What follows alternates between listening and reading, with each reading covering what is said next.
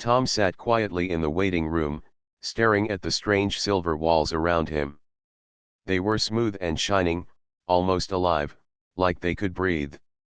He had never seen anything like this before, not even in the biggest labs on Earth. Everything looked too clean, too perfect, too silent. He told himself to stay calm, but his heart was beating fast. After all, he had agreed to something that no other human had done before. He was going to be part of an alien research program. The galaxy had opened up only a few years ago. When humans first met other races, most people on Earth were afraid. Some thought aliens would attack, others thought humans were too weak to matter. But then came an offer.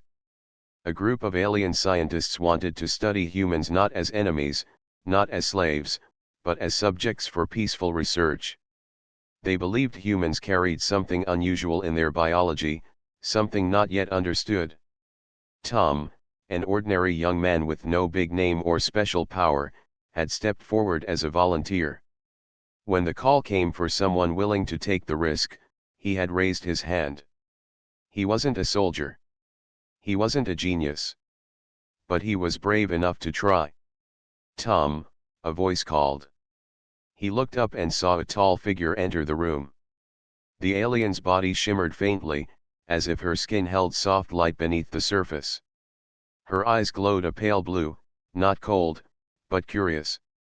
She wore a robe of dark silver, lined with thin glowing patterns that shifted as she moved. "I am Lena," she said. Her voice was calm, smooth, and carried a musical tone. "I will guide you through the first stage of your stay here." Tom stood up quickly, feeling awkward. "Nice to meet you," he said. His words sounded too small in the wide, echoing room. Lena tilted her head, studying him like a puzzle. "You do not appear nervous," she observed. Tom gave a small laugh. "Well, I am nervous. Just trying not to look like it." For the first time, Lena's lips curved in what looked almost like a smile. She nodded and gestured for him to follow. As they walked down the bright corridor, Tom felt like he was inside a dream. The floor glowed faintly under his steps, and the walls shifted colors slowly, from silver to pale green, as if the building itself was alive. He tried not to stare too much, but every detail amazed him. "Why did you volunteer?" Lena asked as they walked. Tom hesitated. That was a question he had expected, but it still felt heavy. "Because someone had to," he said finally. "Most people were afraid. I thought, maybe if I come here, maybe humans and aliens can start trusting each other. Maybe I can help." Lena glanced at him, her glowing eyes unreadable. "Help," she repeated softly, as though testing the weight of the word. They entered a chamber filled with soft lights and tall machines. The air smelled faintly sweet, like fruit. Strange instruments floated gently above a smooth table, moving as if guided by unseen hands. "This is where we will begin," Lena said. "You will not be harmed. We only wish to observe and understand." Tom nodded, trying to push away the nervous tremor in his chest. He sat on the table as instructed. Machines scanned him with beams of light, tracing over his body like harmless sun rays. He felt no pain, only a slight tickle. "What exactly are you looking for?" Tom asked, breaking the silence. Lena moved her hands gracefully, controlling the floating instruments. "Humans heal faster than expected in hostile environments. Your bodies adapt to poisons, to pressure, to wounds. We do not fully understand how. For us, injuries take long to recover. For you, it is different. We want to know why." Tom gave a half smile. "So, humans are tougher than we look." Her glowing eyes met his. "Yes. You are different." There was no judgment in her voice. It was not mockery, nor fear. It was curiosity, pure and deep. For a moment, Tom forgot about the machines, the walls, and the risks. He simply looked at Lena, and she looked at him, two lives from different worlds, meeting in a quiet space filled with light. The scans ended with a soft chime. Lena stepped back, her robe shifting like water. The first stage is complete. Your body shows unusual energy flow in the cells. We will continue tomorrow. Tom slid off the table, relieved. That wasn't so bad. You were calm, Lena said, almost surprised. I've been through worse, Tom replied with a grin. Like waiting for school results back on Earth. That was scarier than this. Lena tilted her head again, puzzled by his humor, but a small glimmer in her eyes suggested she found it interesting. As Tom left the chamber, guided by Lena, he realized something. This place was strange, yes. Dangerous, maybe. But there was something else here too, something he couldn't yet name. And though it had only just begun, Tom had the feeling this experiment was going to be far more personal than anyone expected. The next day, Tom was led back into the research chamber. The silver doors slid open without a sound, and the glowing machines floated gently in place, waiting for him. He felt less nervous this time, though his heart still beat a little faster than normal. Lena stood at the far side of the room, adjusting one of the control panels. Her glowing blue eyes turned toward him as he entered. You returned without hesitation, she said. Tom shrugged lightly. Well, I did say I'd help. No point running now. Lena watched him carefully, as if she were trying to read more than just his words. There was something steady about her gaze. It was sharp but also calm, like the way a teacher studies a student. Please sit, she said. Tom climbed onto the smooth table. The floating instruments moved closer, humming softly. Beams of light scanned him again, but this time Lena added new steps. She placed a thin device around his wrist. It glowed faintly, and Tom felt a soft warmth run up his arm. What's that? He asked. A circulator, she replied. It measures how your blood carries energy. Do you feel discomfort? No, Tom said. Feels kind of warm. Like sunlight. Lena nodded and made a note on a floating screen. Strange. Your body accepts the device easily. Most species show rejection at first contact. Tom chuckled. Guess humans are just flexible. Lena tilted her head. Flexible, she repeated. Your species uses many such words. Simple, but full of meaning. Tom grinned. That's humans for you. We like words almost as much as food. The instruments finished their sweep, and the room grew quiet again. Tom swung his legs a little off the edge of the table, trying to ease the silence.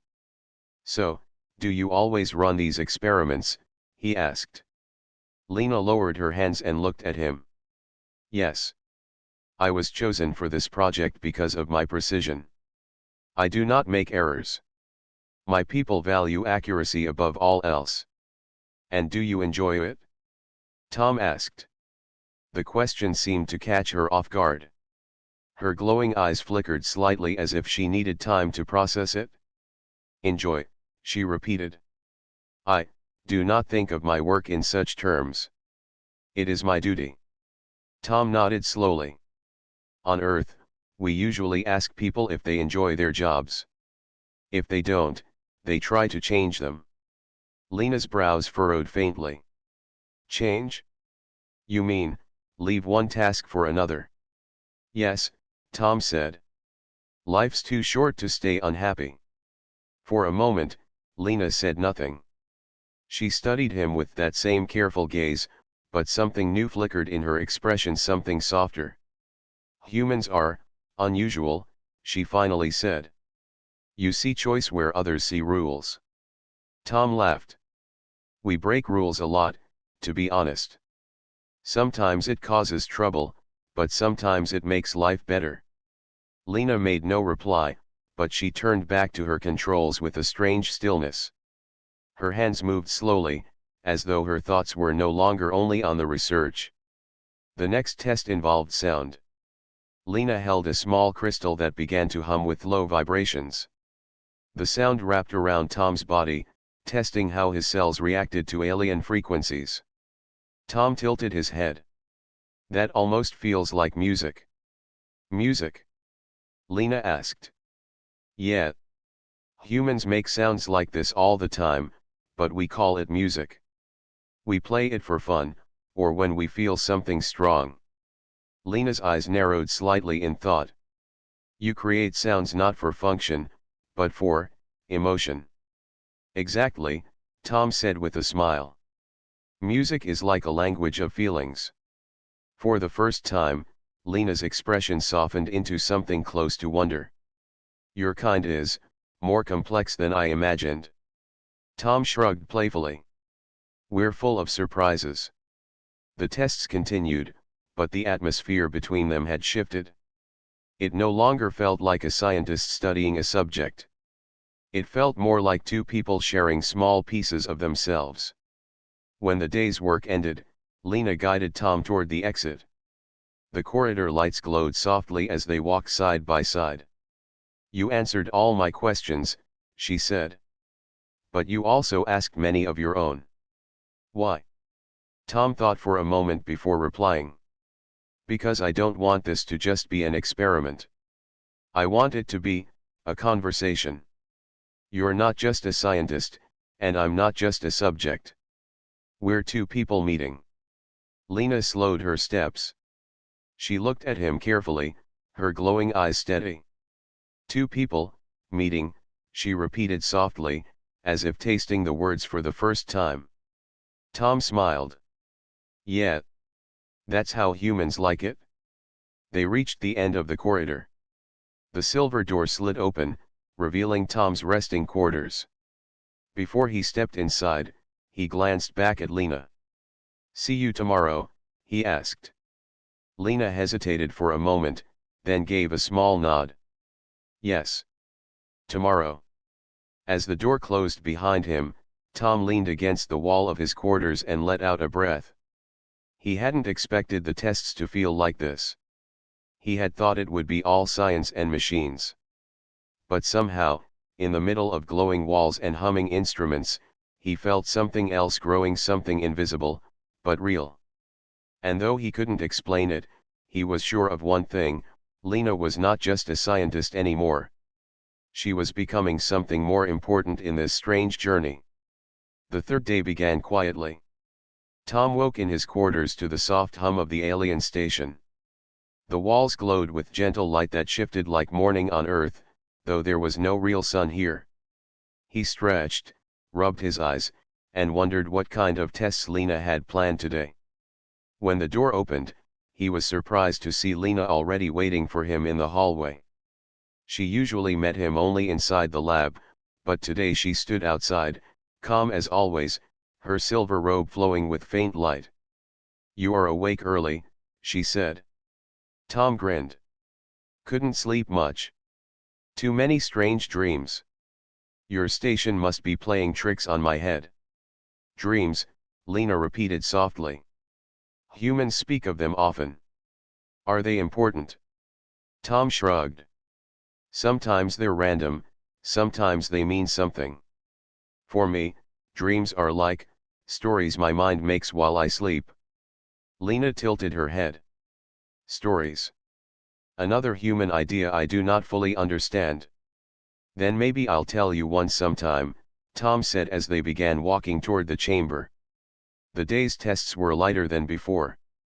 Instead of machines pressing against his body, Lena asked Tom many questions.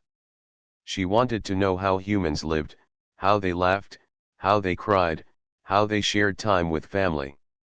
Tom answered patiently, describing simple things: meals with friends, playing games as a child, even sitting under Earth's sky watching clouds drift by. Lena listened without interrupting, her glowing eyes fixed on him. At times, she asked him to explain small details. Why do humans laugh when something surprises them, or why do you cry when hurt inside? Her curiosity was endless, yet it felt less like science and more like personal wonder. Finally, Tom asked his own question. Do your people have anything like laughter? Lena blinked, as if unsure how to respond. We do not laugh, she said slowly. We share thoughts directly. We do not need sounds to express sudden feelings. Tom nodded. So you read each other's thoughts? Yes, Lena said. It is efficient. But, when I observe you, I notice that sound creates connection. When you laugh, it is like a signal that spreads to others. Tom smiled. Yeah. It's hard not to laugh when someone else does. It's kind of contagious. Lena lowered her gaze thoughtfully. I wonder what it would feel like to laugh. The words hung in the air. Tom almost laughed right then, not out of humor but out of surprise. He imagined Lena, calm and glowing, trying to laugh like a human. The thought warmed him. The next part of the session was a cultural exchange test. Lena brought a small object clear like glass, but alive with shifting colors inside. This is a memory crystal, she explained. It stores experiences. We can place one into the mind of another and share knowledge without words. She held it out, and the crystal glowed brighter near Tom's hand. Want me to try? Tom asked. Lena nodded. It is safe. It will show you a small part of my world. Tom touched the crystal, and in an instant, images filled his mind. He saw a vast world of shining rivers that glowed under twin moons. Tall towers of crystal rose high into the sky, reflecting endless light. Fields of silver plants stretched across valleys, bending in unison as if they were alive. The vision ended quickly, leaving Tom breathless. Wow, he whispered. That's your home. Yes, Lena said softly. It is quiet, ordered, and beautiful. But sometimes, it feels empty. Tom looked at her, hearing the faint sadness in her voice. Empty? But it looks amazing. It is amazing, Lena admitted. But my people do not share feelings the way you do. We live in silence, even in beauty. Sometimes. I wonder if something is missing. Tom thought for a moment before replying. Maybe that's why you find humans interesting. We fill silence with noise, songs, words, laughter. Sometimes too much noise, actually. But maybe that's the difference. Lena met his gaze, her eyes shining. Yes. Perhaps that is it. The tests ended earlier than usual. Instead of leaving, Tom sat on the edge of the table and asked, So, do you ever take breaks? Or is it just research, all the time? Lena hesitated. We do not rest in the way you do. But today, I will stay. Tom smiled. Good. Because if I'm going to be here for weeks, I'd rather not spend all the time being scanned by machines. We should talk more. About anything. So they talked. For the first time, the conversation went beyond science. Tom told her about climbing trees as a boy, scraping his knees, and laughing about it later with friends. He described the taste of ice cream on a hot day, the sound of rain hitting a roof, the way people gathered around a fire just to feel close. Lena listened, quiet but attentive. Her eyes glowed faintly brighter as if each word added light to her. When Tom paused, he asked, What about you? What do you do when you're not working? Lena lowered her gaze. I study. I read the records of the old. I walk by the crystal rivers. That sounds peaceful, Tom said. Yes, Lena replied, but peace can also be lonely. The room grew still. Tom wanted to say something comforting, but before he could, a soft chime announced the end of the session. As Lena guided him back to his quarters, Tom glanced at her. You know, he said quietly, you don't have to keep it lonely. Talking helps. Even simple things. Lena looked at him for a long moment. Then she gave a small nod. Perhaps, with you, it will be different. Tom smiled, warmth rising in his chest. He wasn't sure what this experiment was turning into, but he knew one thing for certain: data wasn't the only thing being gathered here. Something else was growing, invisible but powerful. The morning air in the alien station was cooler than usual, or maybe it was just Tom noticing things more now. Each day felt different, each moment sharper, as if his senses were slowly adjusting to the alien environment. Today's session began with a new device. Lena held it in her hands, her glowing eyes calm but focused. "This is a new serum," she explained. "It will help us understand how human cells adapt to alien compounds. It is safe, but the reaction may be unusual." Tom nodded, trusting her. Over the past days, he had grown used to the instruments, the glowing walls, and even the floating machines. But he also trusted Lena not only because she had guided him carefully, but because he sensed she cared more than her duties required. He allowed her to place the serum on his arm. It shimmered faintly, almost like liquid light, and began to sink into his skin. At first, nothing happened. Then a warmth spread through his veins, gentle at first, then stronger. "Do you feel anything unusual?" Lena asked softly. Tom shook his head. "Just warmth. Feels nice, actually." But within moments, his body began to react. His heart raced faster than normal. His skin tingled as if tiny currents ran beneath it. He tried to remain calm, but a sharp wave of dizziness struck him. Lena's glowing eyes widened. "Tom. Remain still. You must not move." Tom gritted his teeth, gripping the edge of the table. "I'm fine. I think." But he wasn't. His vision blurred, and he felt a sudden surge of energy through his entire body. The instruments around him began to float erratically, responding to the unexpected energy his cells were producing. "This reaction is unexpected," Lena murmured, panic creeping into her voice. "Your body, it is exceeding all calculations. Stand back." Tom stumbled, but Lena was quick. She reached out, her hand glowing faintly as she activated a protective field around him. The field stabilized the floating instruments and calmed the room. Tom breathed heavily, trying to regain control. "You saved me," he said, amazed. "That was something else." Lena's glowing eyes softened as she stepped closer. "I could not let you be harmed." "Not now. Not ever," she said quietly. Tom looked at her in surprise. Her voice carried an intensity that went beyond science. He could feel her concern, pure and undeniable. He had never experienced anyone reacting to him with such care. The rest of the session was paused. Lena adjusted the instruments and monitored him carefully. Her calmness returned, but her eyes flickered with emotions she did not fully understand herself. Your body," she murmured, almost to herself. "It responds to things, in ways no species should. Why are humans so resilient?" Tom laughed softly, still shaky. "We survive. That's what we do. Sometimes we get hurt, but we adapt. It's how we live." Lena studied him for a long moment, her glowing eyes reflecting light from the walls. "And yet, I feel as if I have never truly seen this before. Not as living, not as a human being." Tom tilted his head. "What do you mean?"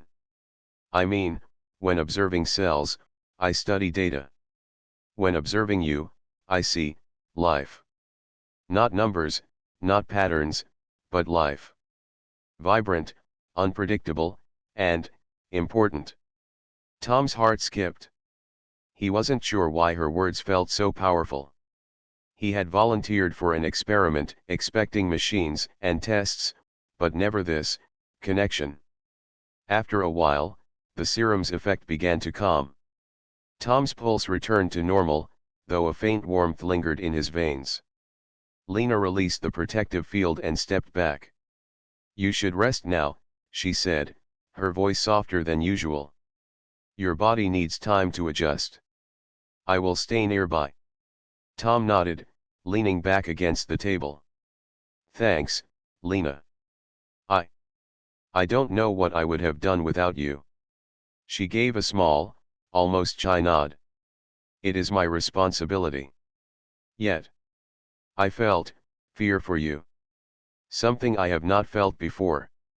Tom stared at her, the words settling between them. Fear, concern, care. He had never imagined an alien could feel such things, at least not this intensely. And yet, here she was, glowing softly in the chamber, more alive than any machine or experiment could ever be. Guess this experiment is more than just science now, Tom said quietly, half smiling. Yes, Lena replied. Her eyes shimmered with something difficult to describe. More than science, more than observation, perhaps even heart. Tom's smile grew, though he felt a strange flutter in his chest. He had no idea what the future held, but one thing was clear, this experiment was changing them both. Not just in data, but in ways that no calculation could measure. As he left the chamber later, guided by Lena, he realized the bond between them had grown stronger. Not because of tests or machines, but because of trust, care, and the strange, unpredictable way human life affected everything around it. And deep inside, he felt a spark, a small, quiet truth forming. Perhaps this was only the beginning of something that would grow far beyond the lab, far beyond science itself. The next morning, Tom awoke with a strange sense of anticipation. The past few days had changed him. The experiments were no longer just tests, they had become moments of discovery, of laughter, of connection. And every time he saw Lena, he felt something growing that he could not name. When he entered the chamber, however, he noticed an unusual tension in the air. The instruments floated quietly, but the soft glow of the wall seemed sharper, colder. Lena stood at her control panel, her posture straighter than usual. Her eyes glowed, but there was a flicker of worry. Tom, she said softly. Before we begin today, there is something I must tell you. Tom frowned. Is everything okay? Lena hesitated. My superiors, they are aware of the bond that is forming between us. They remind me, repeatedly, that humans are only subjects of study. Nothing more. Personal attachment is not allowed. Tom blinked, a lump forming in his throat. They don't understand you. Or me. Or what this is between us. No, Lena admitted, her voice quiet. They see only data, only rules, only the experiment. They do not see life. Or heart. Tom stepped closer, feeling a sudden determination. Well, maybe they should. Maybe they should see what humans can do, not with science, but with care and trust and friendship. Maybe even something more. Lena's eyes softened, glowing gently. I fear consequences, she whispered. If I defy them, I could be punished. The experiment could be ended. You could be sent away. Tom reached out and placed his hand lightly on hers. The touch was human, simple, yet it carried warmth that no machine could measure. Lena, I'm not afraid of consequences. I came here to help, yes, but also to connect. And I won't leave. Even if the rules say otherwise. Lena looked at him for a long moment, her glowing eyes steady. The soft light around her shimmered in rhythm with her thoughts. You speak with courage, human. That is unusual. Tom smiled, trying to ease the tension. Humans are full of surprises. Some small, some big. I guess you're seeing one of the big ones now. Before Lena could respond, a chime sounded from the hallway. Two senior aliens appeared, their robes darker than hers and their expressions serious. They approached with a steady, controlled gait. Lena, the taller one said, his voice firm, we have monitored your interactions with the human. It is clear you have formed an attachment. This is unacceptable. You are reminded, the subject is only a study. Personal involvement violates our protocols. Lena bowed slightly. I understand, she said, though her voice trembled faintly. The second alien added, you will resume the experiment only under strict supervision. Emotional contact must be minimized. Compliance is required. Tom's chest tightened. He had known this day might come, but hearing it aloud felt heavier than he expected. He looked at Lena and saw a flicker of fear not for herself, but for him. When the aliens left, the room seemed colder. Lena exhaled slowly and turned toward Tom. I am sorry, she said. I cannot control my feelings, but I must obey them. For now. Tom shook his head. You don't have to apologize. I just want you to know I see you.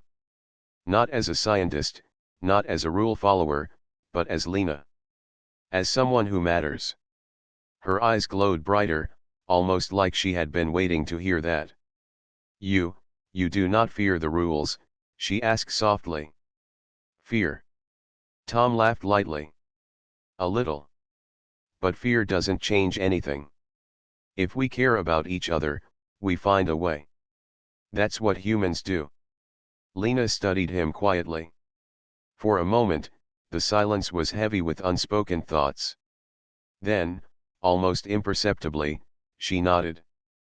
Perhaps, we can continue in another way. Carefully. Quietly. So that our bond grows without breaking the rules too soon. Tom smiled, his heart lightening. Carefully is fine. Quietly is fine. I want to be here. With you. Even if it's only small moments at first. She hesitated, then stepped closer. Her hand hovered near his arm, almost touching. The energy in the room felt warmer, softer. You are different from what I expected, she said. Your courage, your heart, it is stronger than any protocol I know. Tom felt warmth spread through him. Maybe that's what humans do best, he said quietly. We grow when it's hard. We find ways to shine, even when others tell us we can't. Lena's gaze softened, and for a brief moment, the rules felt distant, unimportant. Between them, a connection had formed, a small, quiet truth neither science nor protocol could erase. As Tom left the chamber that day, guided by Lena, he realized that this was more than an experiment. It was trust. It was courage. It was heart. And no warning, no rules, no distant council could stop the growth of something real between them. The council chamber was cold and quiet, filled with tall silver pillars that reached up to the ceiling. Myra stood at the center, her hands folded tightly in front of her. The giant glowing tree, Luma, stretched its roots through the floor and walls of the station, pulsing softly like a heartbeat. The Tauran council members sat in a circle, their dark eyes fixed on her. You have broken our law, one of them said, his voice echoing. This life form is not a tool, not a machine. It is wild, and dangerous. It must be cut down. Myra shook her head. Luma saved all of you. When the reactor failed, you were running out of oxygen. If Luma had not grown, the whole station would be silent now. It is alive because it trusts me.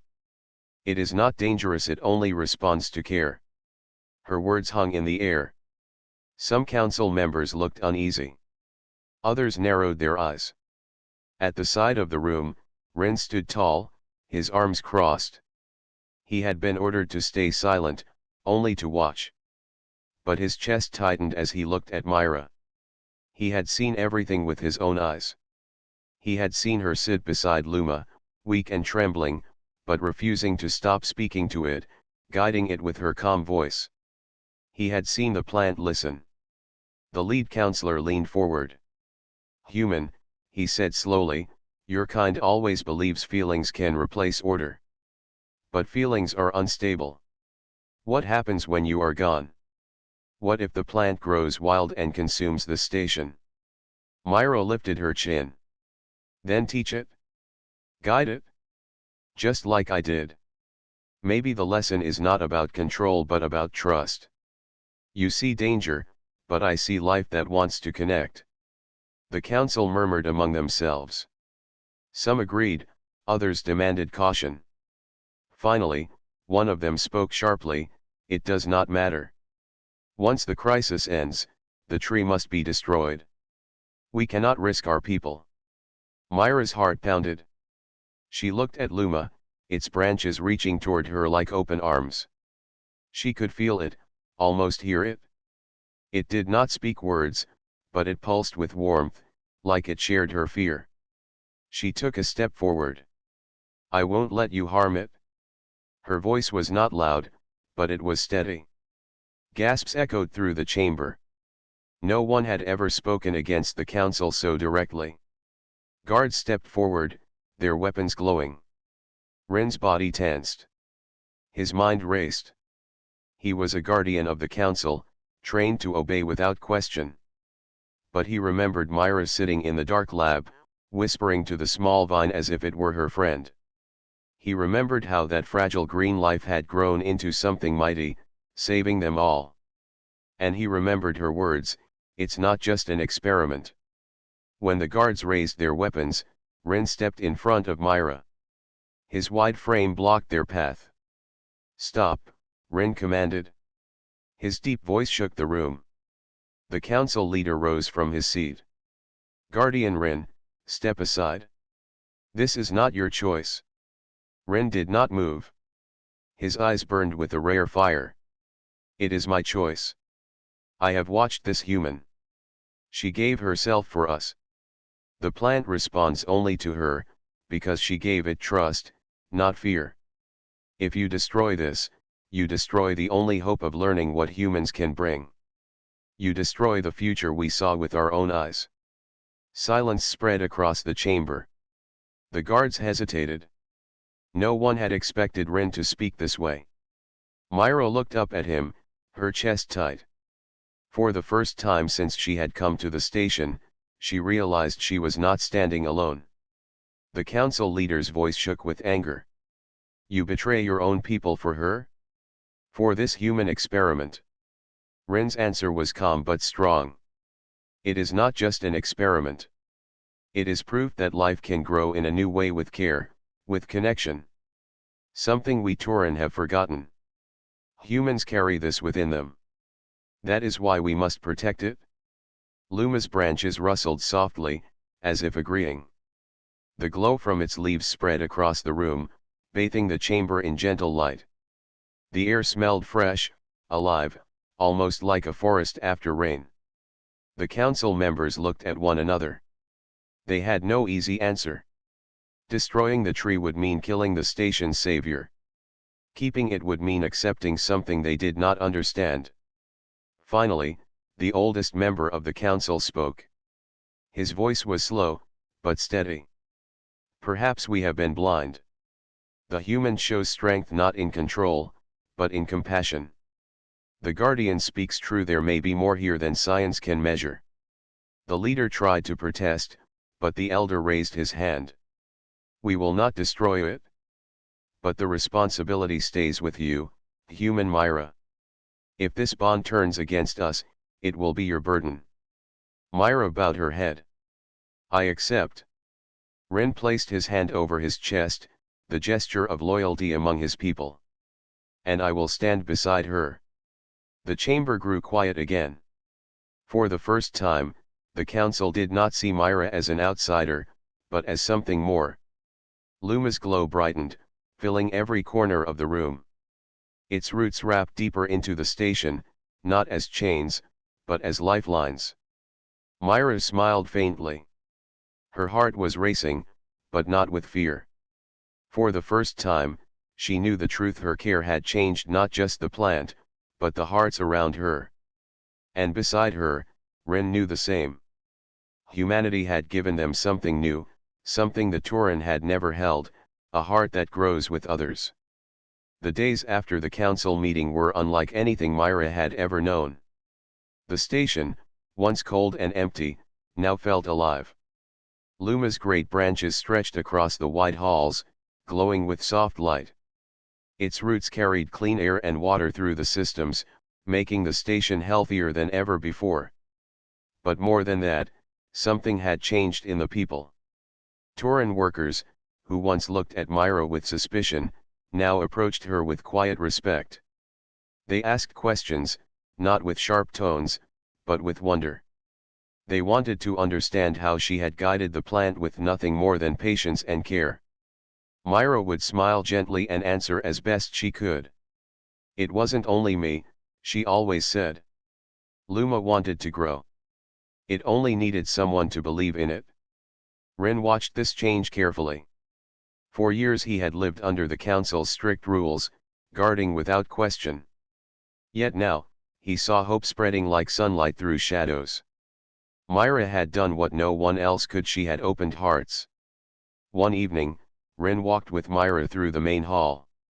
Above them, Luma's branches formed a ceiling of glowing leaves, like a sky full of stars. Myra placed her hand on the smooth bark. "It feels strange," she whispered. "For so long, I was only a scientist. I thought my work was just about numbers, tests, and results. But now, it feels like more." Ren turned to her. "Because it is more. You gave something we did not have. You gave it care." Myra looked up at him. There was no pride in her eyes, only a soft sadness. "Do you think they will ever fully accept this? Accept me?" Ren was silent for a moment. He could hear the gentle hum of the tree around them, as if it listened too.